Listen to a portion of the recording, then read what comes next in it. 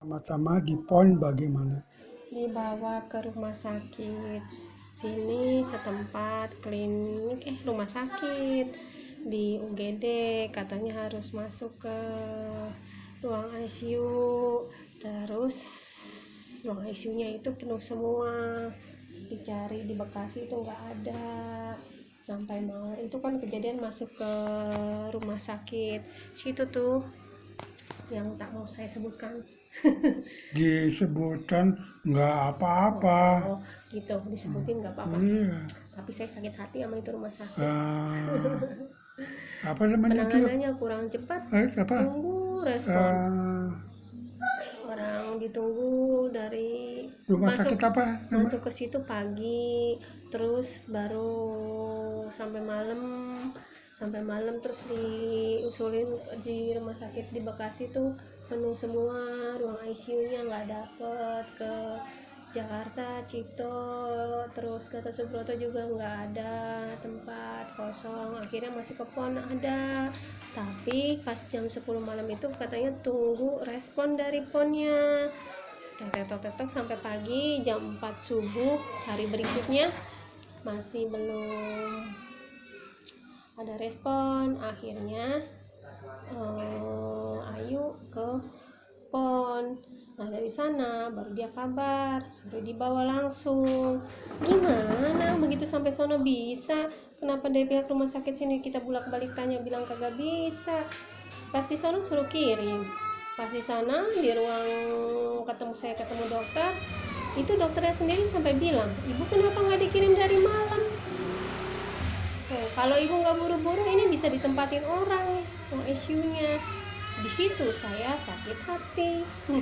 Ya udahlah, udah jalannya. Tapi yang penting masuk situ di PON. Iya. Udah di PON, udah dikasih obat buat menghentikan pendarahan kan pendarahan. Nah itu sudah melebar, lukanya di kepala pendarahannya sudah melebar. Nah, saya pikir kan karena pasti udah lama itu udah 1 hari, berarti kan lebih banyak lagi saraf yang mati kan gitu. Udah apa ya, dikasih obat untuk menghentikan pendarahan. Waktu itu papa diperburuk dengan keadaan paru-parunya kerendam. Ini nggak tahu ada bakteri virus menyebabkan ada cairan di paru-paru. Apa? Dua, 2 hari. Iya. 1, 2, Itu 3, 4. waktu itu ya semingguan kali itu obat semua resisten nggak bisa. Akhirnya dapat satu obat, lupa namanya apa, nebus di rumah sakit mana gitu, suruh ngambil obatnya cuma ada di rumah sakit itu, lupa juga. Nah itu alhamdulillah beraksi obatnya, katanya cocok. Ya udah akhirnya nunggu 21 hari, belum sampai 21 hari kondisinya papa membaik, pindah ke ruang perawatan. Udah di ruang perawatan selama 1 minggu.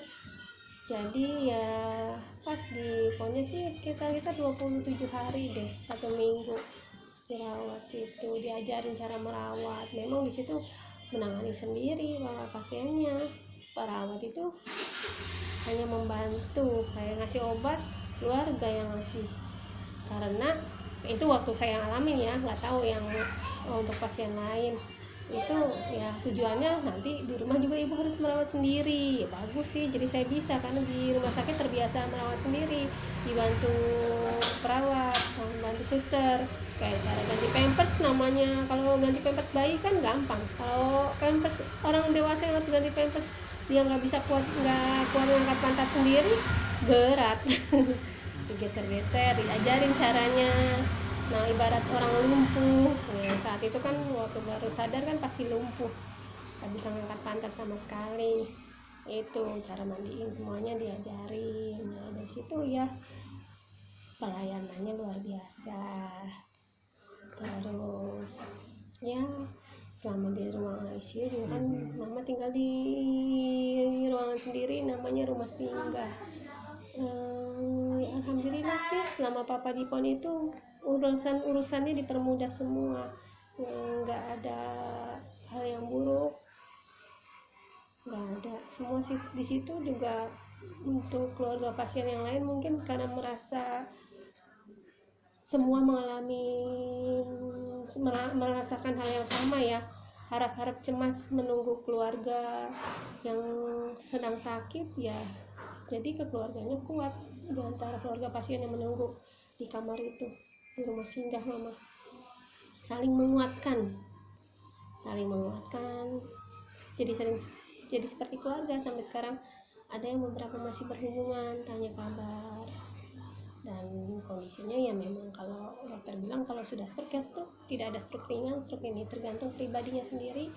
Kalau dia berusaha rajin giat, ada perbaikan lebih baik, walaupun tidak bisa normal. Namanya orang stroke katanya sih tidak bisa kembali normal sepenuhnya. Oke, ada yang perbaikan bisa aktivitas, stroke ada ringan, itu stroke ringan. karena bagian kan kalau namanya CNR ya, apa? Apa istilahnya, CNR apa? di CT scan apa Ya, yang CT lebih scan. iya kan ada bagian, kalau papa itu waktu di mananya itu sudah melebar, bagian yang saraf otak yang pendarahan itu lebar dari yang titik sebelumnya waktu di rumah sakit sini itu cuma sedikit, tapi mungkin karena ini jadi yang namanya darah kan di otak jadi melebar, itu malah hampir ke sebelahnya. Nah, untung cepat ditangani sono, dikasih obat, bilangnya sih sini udah dihentikan pendarahan, ya nggak tahu deh kalau bisa gitu, tapi ya udah jalannya ya udahlah gitu. Di sana ketemu dokter baik, dokter bagus, semuanya saling mendukung ya, bagus sampai sejauh ini papa sehat. Dan gitu. Lift yang seminggu pertama di sana di rumah sakit cuma bisa menunggu, tapi harus selalu siap saat dipanggil dokter karena mama dibutuhkan untuk tanda tangan kalau ada tindakan. Jadi dokter nggak bisa tindakan tanpa kita tahu gitu. Jadi setiap ada tindakan harus di CT scan lagi juga itu tanda tangan dulu. Ada tindakan, ada tindakan terakhir itu awal tuh DSA. DSA itu apa ya? Kayak disuntik cairan, terus itu kayak kalau mungkin bahasa sekarang brainwash kali ya, DSA, apa deh, cerebral apa gitu, lupa istilahnya DSA.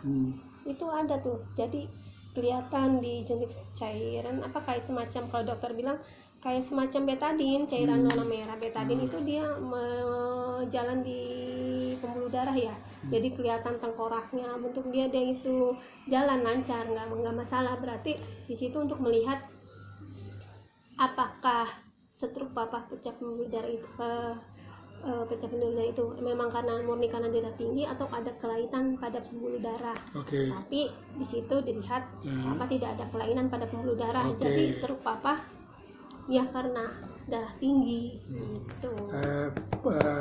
Itunya poinnya bagus ya. Bagus karena nggak kontrol darah tingginya itu, merasa sehat ya.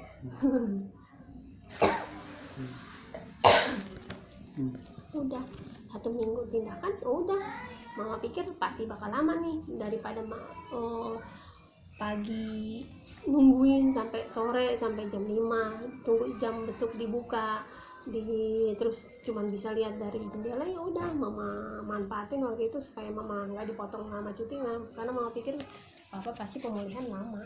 Udah mama berangkat kerja dari Cawang ke Cibitung, dari Cibitung ke Cawang pulang. Dari Cibitung itu mama ngebut naik kereta, dia sampai rumah sakit lagi ke Ponagi itu sebelum jam 7 supaya bisa nengok papa walaupun lewat jendela. Mami apa Rita apa gitu ceritain. Kalau mami, kalau hari Sabtu mami sama adek, nggak tahu mami sendiri atau adek ada, Itu kalau hari Sabtu gantian, mama disuruh pulang nengok anak-anak, pulang ke rumah nengok anak-anak. Nanti Minggu siang mama balik lagi ke pon, jadi sore mama bisa nengok papa lagi di jendela. Karena memang nggak boleh masuk. 1, 2, 3 minggu ya? 3 minggu ya? 3 minggu ya. Sempat kerja bolak-balik pon Cibitung 1 minggu. 1 minggu kemudian, pokoknya setelah papa keluar dari ruang ICU, pindah ke ruang perawatan, itu benar-benar nggak boleh ditinggal. Mama meleng sedikit, selang dicabut. Soalnya pindah ke ruang perawatan itu papa masih belum bisa nelen, jadi minum obat pakai NGT, pakai selang situ biar ketelan. Minum susu, minum obat dari selang. Kemudian meleng sedikit, selangnya ditarik. Setiap hari ganti satu selang. Itu NGT.